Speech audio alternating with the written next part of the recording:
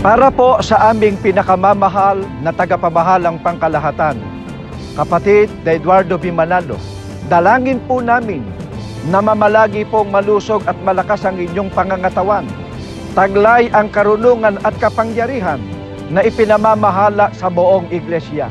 Dalangin din po namin na ipagkaloob ng Panginoong Diyos ang mahabang buhay para sa pamamahala po ninyo sa buong iglesia. Malugod po na ipinaaabot namin ang aming taus-pusong pagbati. Happy birthday po! We love you po! Happy birthday po! We love you!